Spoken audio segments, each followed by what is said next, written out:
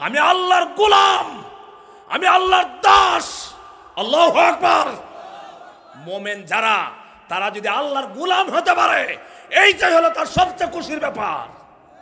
আজ আমরা নেতার গোলাম হই, আমরা দলের নেতার গোলাম হতে ভালোবাসি, আল্লাহর গোলাম হতে চায় না। এমন আছে না নাই? দলের নেতার কথা মানতে গিয়া কোরআনের কথা বিরোধিতা করে, কোরআনের মাহফিলগুলো বন্ধ করে দেয়। গোলাম হবো কার? চিল্লা বলো, গোলাম হবেন কার? দেওয়ান বাগির গোলাম, রাজার বাগির গোলাম, পীরের গোলাম, নেতার গোলাম না আল্লাহর গোলাম? আল্লাহর গোলাম ছাড়া কবরে গেলে নাজাত পাওয়া যাবে না, যত বড়ই নেতা হন। আপনাকে যদি বলি ভাই আপনি আমার গোলাম, ভালো লাগবে? ভালো লাগবে?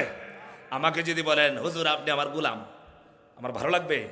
মুসলমান তো সেই ব্যক্তি যে আল্লাহর গোলাম বললে খুশি হয়। আপনাদেরকে বললাম সবাই আল্লাহর গোলাম, খুশি না বেজার?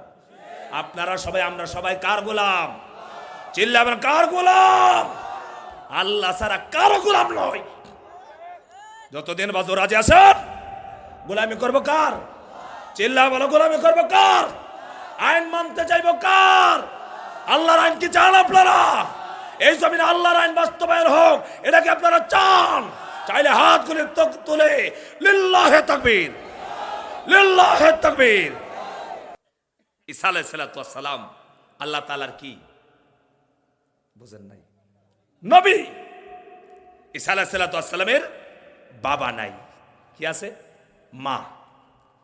আল্লাহ পাক পৃথিবীতে 3 জন মানুষ পাঠিয়েছেন। কয়জন? 2 জনের মাও নাই, বাবাও নাই। একজনের মা আছেন, বাবা নাই। আল্লাহ তাআলার সৃষ্টির ব্যাপারে সিদ্ধান্ত হলো 2 রকমের। চিল্লায় বলেন কয় রকম? বলেন না কয় রকম? একটা হলো কুদরত, একটা হলো আদত। আল্লাহ তাআলার সিস্টেম হলো মা বাবার সংমিশ্রণের মধ্যে সন্তান দিবে, এইটাই হলো আল্লাহ তাআলার সিস্টেম। ঠিক কিনা কোন? মাতা পিতা যারা সন্তান হতে পারে না, কিন্তু আল্লাহ তাআলার কুদরত আছে, কুদরতে যদি চান তাহলে মা বাবা যারা সন্তান দুনিয়াতে পাঠাতে পারেন কিনা বলেন? পাঠাতে পারেন। তার নজির হলো হযরত আদম আলাইহিস সালাম কি আল্লাহ তাআলা প্রেরণ করেছেন, মাও নাই বাবাও নাই।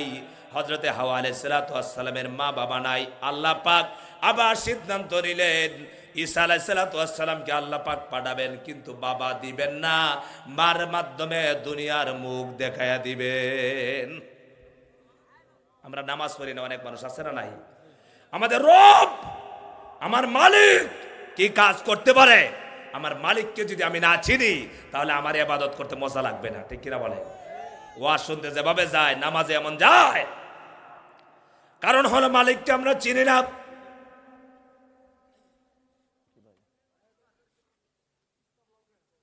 আপনারা একটু আমাকে মাফ করে দেন অল্প সময়ের জন্য। আপনাদের এই কথাগুলো বলবো আমি, আলোচনাটা কি করবো, এটা যেটা করতেছি এটা করব? হ্যাঁ শুনবেন আপনারা ইনশাল্লাহ। সম্মানিত ভাইরা, ঈসা আলাইহিস সালামের বাবা ছাড়া দুনিয়াতে পাঠালেন। কে পাঠালেন? চিল্লায় বলেন কে পাঠালেন? আল্লাহ তাআলা। মায়ের গর্ভেতে আছে, মার নাম কি? মারিয়াম আলাইহিস সালাম। মারিয়াম নাম কোরআন শরীফ আছে? চিল্লায় বলেন আছে? মরিয়ম নামটা কোরআনে আছে না? শুধু মরিয়ম নামে সূরায় আছে। সুবহানাল্লাহ। হযরত মরিয়ম আলাইহিস সালাম যখন সন্তান সম্ভবা হলেন, সন্তান দুনিয়াতে আসবে, মরিয়ম আলাইহিস সালাম চিন্তায় পড়ে গেলেন, আহারে বিয়ে তো হয় নাই, বিয়ে যদি না হয়, কোনো কন্যা কোনো মেয়ের যদি সন্তান সম্ভাবনা হয়ে যায় তাহলে সমাজে কি এই মেয়েটার মুখ দেখাতে পারবে নাকি? কোন হযরত মরিয়ম আলাইহিস সালাম চিন্তায় পড়ে গেলেন, টেনশনে পড়ে গেলেন, আরে কি করব? হযরত মরিয়ম কি আল্লাহ তাআলা সান্ত্বনা দিলেন, মরিয়ম তুমি চিন্তা করো না, সম্মানের মালিককে, চিল্লায় বলেন মালিককে, যাকে রাজাকার চুরি দর্শনের মামলা দিয়ে হত্যা করেছে তার মর্যাদা দুনিয়াতে কমছে না বাড়ছে? নাম আমি বললাম না, বাড়ছে না কমছে? মর্যাদার মালিক কে? মরিয়ম আলাইহিস সালাতু ওয়াস সালাম, একবার সংক্ষেপ করছি, মরিয়ম ভয় পাচ্ছেন, লজ্জায় মুখ দেখাতে পারতেছেন না। সন্তান যখন হয়ে গেল, হযরত ঈসা আলাইহিস সালাতু ওয়াস সালাম, আল্লাহ পাকের অর্ডার হলো, ঈসা আলাইহিস সালাতু ওয়াস সালাম যখন এসেছে, এই মুনাফিকরা কাফেরেরা ঈসা আলাইহিস সালাতু ওয়াস সালামের মাকে বলছে, মরিয়ম তুমি তো খারাপ না, তোমার মা খারাপ ছিল না, তোমার বাবা খারাপ না, তোমার বংশের মানুষ খারাপ না, কিন্তু তুমি এমন কাজটা কেমনে করলে? বিয়ে ছাড়াই তো তুমি সন্তান কেমনে জন্ম দিলা? মরিয়ম আলাইহিস সালাতু ওয়াস সালাম কি জবাব দিবেন?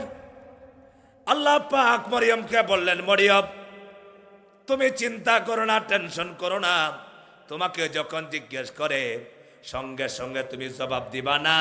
তুমি জবাব দেওয়ার আগেই বলবা আমি জবাব দিব না, বরং আমার সন্তানকে জিজ্ঞেস করো, সন্তানই জবাব দিবে সন্তানের বাবার নাম কি। সুবহানাল্লাহ বলবেন না?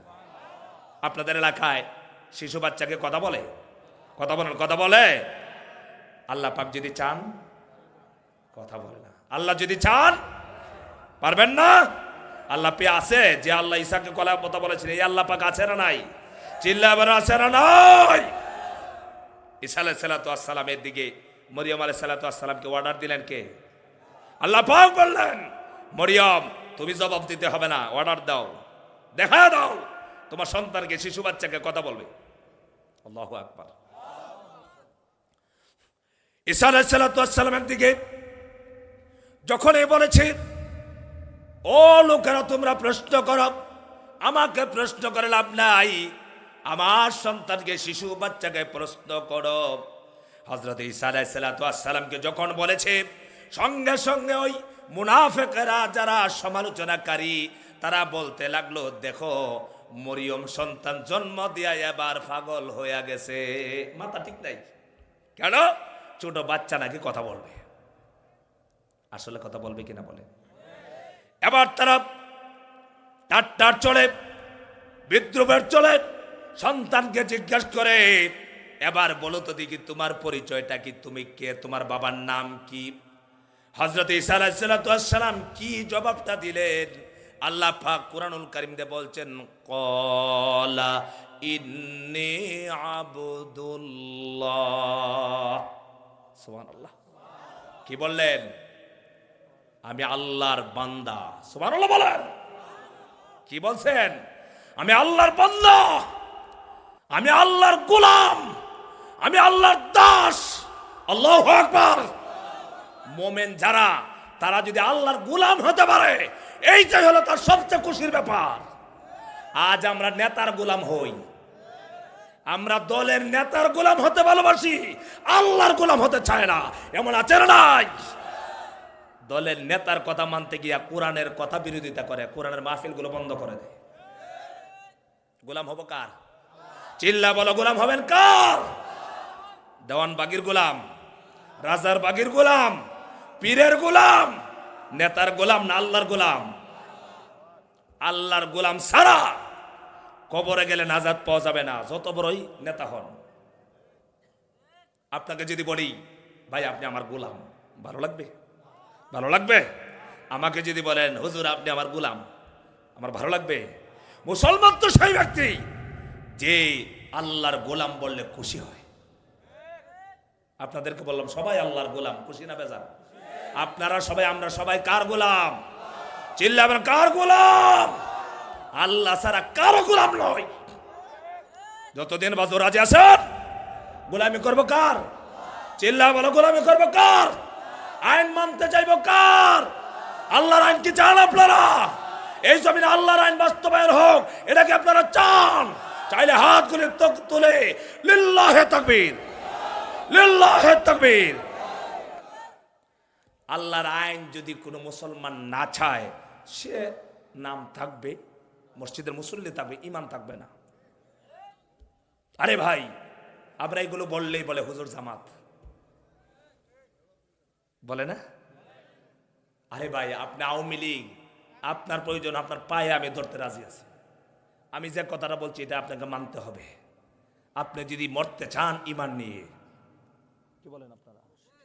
ইমান নিয়ে যদি কবরে যেতে চান, তাহলে আপনাকে, আপনি আওয়ামী লীগ করলেও আপনাকে চেষ্টা করতে হবে আল্লাহর জমিনে যেন আল্লাহর কোরআন দিয়ে চলে।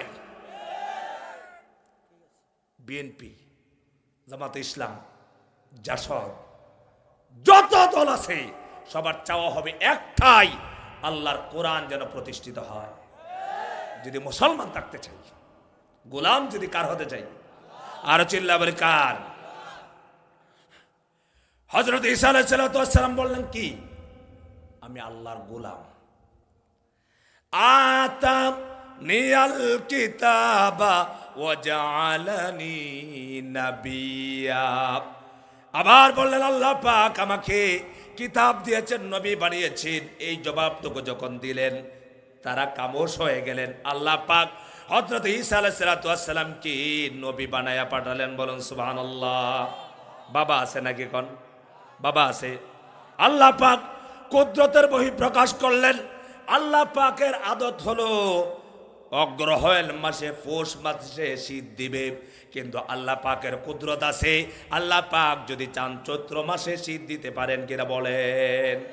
আমার ভাইরা, সেই রব, সেই মালিকের ব্যাপারে যখন কাফেররা রাসূলুল্লাহর কাছে প্রশ্ন করেছে, আল্লাহ তাআলা সূরা ইখলাস নাজিল করে বললেন, নবী আপনি বলেন কুল হুয়াল্লাহু আহাদ। আল্লাহ পাক কয়জন? আরো চিল্লা বলেন কয়জন?